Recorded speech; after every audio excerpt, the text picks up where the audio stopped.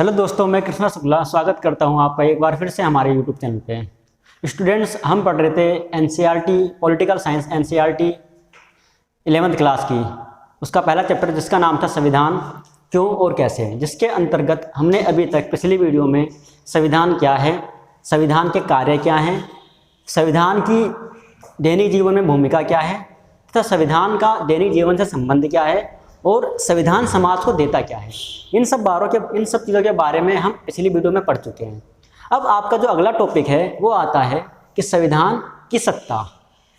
इसमें जो कहने का मतलब है ये आपको पहले समझना पड़ेगा कि संविधान की सत्ता, ये टॉपिक कहना क्या जाता है। एनसीईआरटी का यहाँ पे इस टॉपिक का कहने का मतलब क्या है। जो आपकी ये बुक है 11th क्लास की पॉलिटिकल साइंस, तो यहाँ पे इस बुक का कहने का मतलब क्या है, ये बात आपको पहले समझनी पड़ेगी। तो सबसे पहले हम ये समझते हैं कि संविधान की सत्ता इसका मतलब क्या है। तो यहाँ पे जो आपकी एनसीईआरटी बोलना चाहती है वो यही बोलना चाहती है कि संविधान की जो पावर है, जो शक्तियाँ हैं, जो संविधान के अंदर जो शक्तियाँ हैं, जो पावर हैं, तो वो उसके अंदर शक्तियाँ और पावर आती कहाँ से। पहली बात, जो सत्ता है, सत्ता का मतलब होता है पावर या शक्तियाँ। संविधान के अंदर शक्तियाँ या पावर वो आती कहाँ से। आखिर क्यों संविधान किसी देश का सबसे सर्वोपरि माना जाता है, क्यों संविधान किसी देश के अंदर सर्वोपरि माना जाता है, क्यों ऐसा क्यों है कि संविधान ही सारे रूल एंड रेगुलेशन, नियम और कानून और कायदे किसी कंट्री को चलने के लिए प्रदान करता है। ऐसा कहाँ से, उसके अंदर ऐसी चीज़ें आती कहाँ से। तो आपने अभी तक देखा कि संविधान के जो कार्य आपने पढ़े या संविधान के बारे में जो अभी तक आपने पढ़ा, तो उससे आपको ये पता लग गया होगा कि संविधान किसी भी कंट्री के लिए बहुत ही महत्वपूर्ण डॉक्यूमेंट्स है या दस्तावेज है।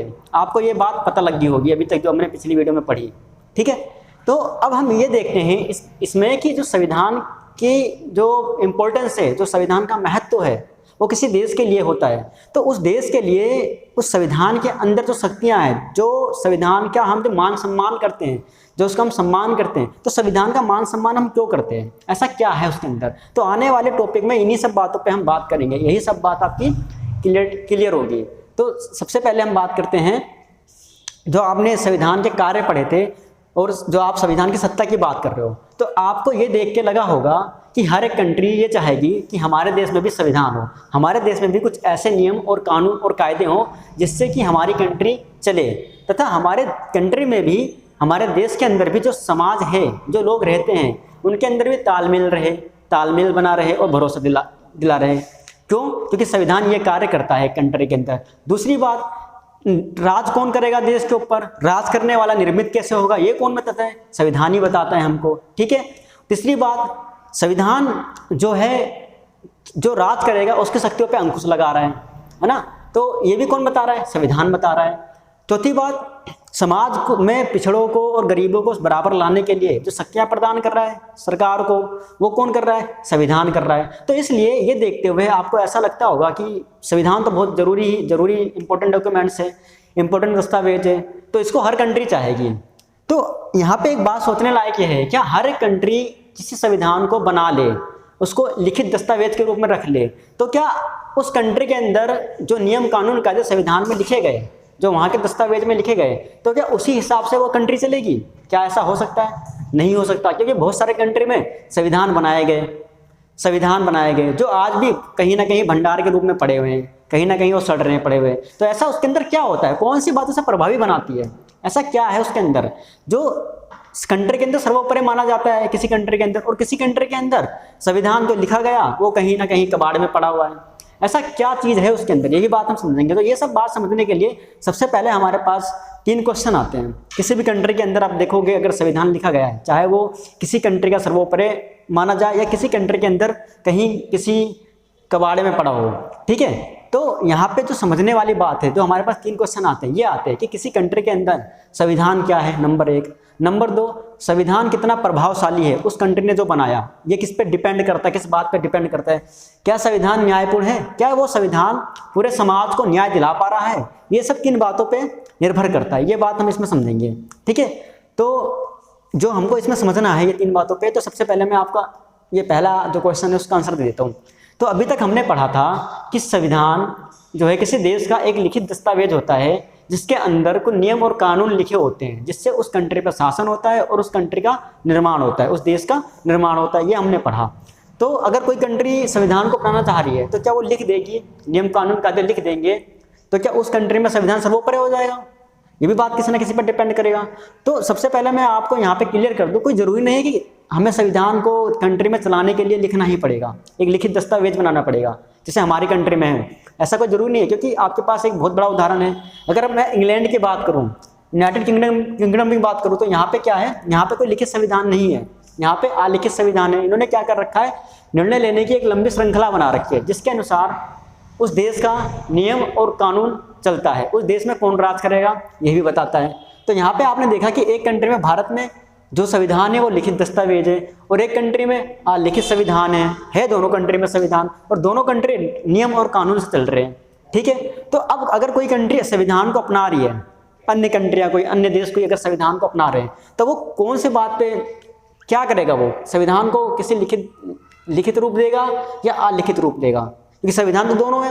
अब आप यहाँ पे समझ चुके होंगे कि संविधान लिखित भी हो सकता है और अलिखित भी हो सकता है। या किसी देश को संविधान अपनाना है तो लिखित के रूप में भी अपना सकता है, अलिखित में। लेकिन वहाँ पे तो निर्भर करती है बातें कि उस देश में वो संविधान, चाहे वो लिखित हो या अलिखित हो, उस देश में संविधान सर्वोपरि कैसे माना जाएगा, उस देश में संविधान प्रभावशाली कैसे होगा, उस देश में संविधान न्यायपूर्ण कैसे होगा। ये सारी बात किन्हीं कुछ बातों पे डिपेंड करती है, ये सारी बात कुछ बातों पे आधारित होती है। वो कौन सी बात है? तो सबसे पहले हम क्वेश्चन देख लेते हैं। तो किसी कंट्री का संविधान कितना प्रभावी है, ये किस बात पर निर्भर करता है? हमको ये ढूंढना है कि अगर किसी कंट्री ने संविधान बनाया, चाहे वो लिखित हो चाहे वो अलिखित हो, तो उसको कितना प्रभावी है। उस कंट्री के अंदर क्या उसको सब सर्वोपरि मानते हैं? उस कंट्री के अंदर क्या संविधान को सबसे ऊंचा दर्जा दिया जा रहा है? तो वो किस बात पर निर्भर है, क्या वो प्रभावी है या नहीं, उस देश में प्रभावी है या नहीं। तो हम पहले इसका आंसर ढूंढेंगे कि क्या कोई संविधान कितना प्रभावी है। अगर वो प्रभावशाली होगा तो उस कंट्री में उसका मान सम्मान होगा, उस कंट्री में उस संविधान को इज्जत दी जाएगी, उस कंट्री में वो संविधान सर्वोपरि माना जाएगा। ठीक है, तो कितना प्रभावी है ये किस बात पे डिपेंड करता है, ये हमें देखना है। कौन सी बात प्रभावी बनाती है। अब ऐसी कौन सी बात है उसके अंदर जो उसको किसी कंट्री के अंदर, किसी देश के अंदर प्रभावशाली बनाती है? ऐसी कौन सी बात होती है उसके अंदर, ये बात हमको देखनी है।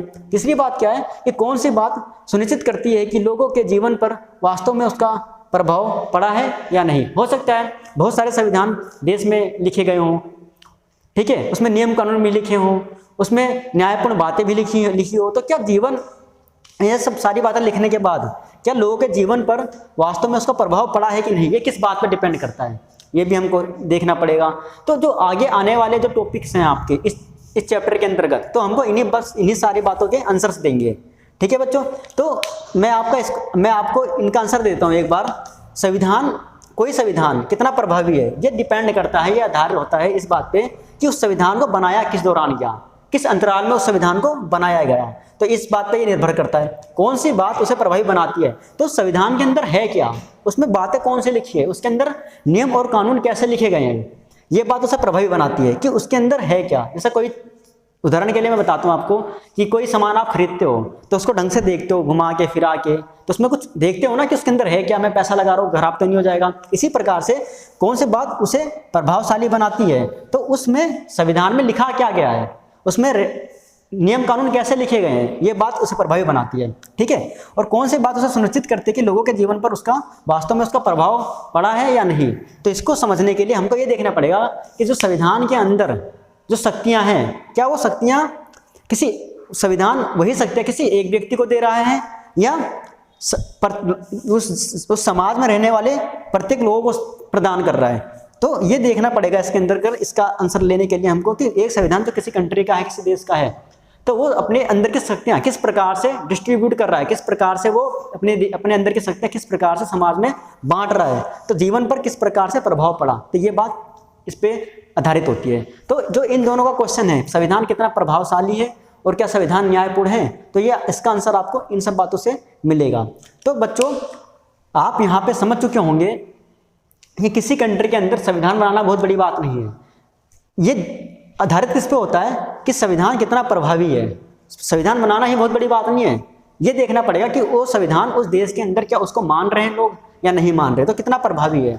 उस संविधान के अंदर है क्या, कौन सी बात उसे प्रभावी बनाती है, ये देखेंगे। और उसके अंदर उस समाज में रहने वाले, देश के अंदर रहने वाले जीवन के ऊपर क्या उसका सही प्रभाव पड़ रहा है, वो समाज में सबको न्याय दिला पा रहा है या नहीं, इस बातों का भी हम देखेंगे। तो आपको यहाँ पे जो ये आंसर्स हैं ये आपको विस्तार से दिए गए हैं अगले टॉपिक्स में, जो आने वाले टॉपिक्स हैं। तो इन्हीं सब बातों को हम विस्तार से पढ़ेंगे। तो सबसे पहले हम पूरे वर्ल्ड की बात करेंगे, पूरे विश्व की बात करेंगे इन सब बातों पे। उसके बाद हम देखेंगे कि हमारा भारत का संविधान कितना प्रभावी है और कौन सी बातों से प्रभावी बनाती है, और लोगों के जीवन पर वास्तव में उसका प्रभाव पड़ रहा है या नहीं। तो हम लोग देखेंगे उसके बाद में हम अपने संविधान के बारे में। तो दो तीन टॉपिक, आपके 3 टॉपिक शायद दे रखे हैं आपके बुक में इसके आगे, जो इन बातों को विस्तार से बताती है। तो बच्चों आने वाले वीडियोस में हम इन्हीं सब बातों की चर्चा करेंगे। तो यहाँ पे संविधान की सत्ता के बारे में मैंने आपको बता दिया है, जो भी ये टॉपिक का कहने का मतलब है। तो आई होप आप लोगों को ये टॉपिक समझ में आ गया होगा। आने वाली जो वीडियोस हैं ये सारी बातें क्लियर होंगी। ओके बच्चों, धन्यवाद।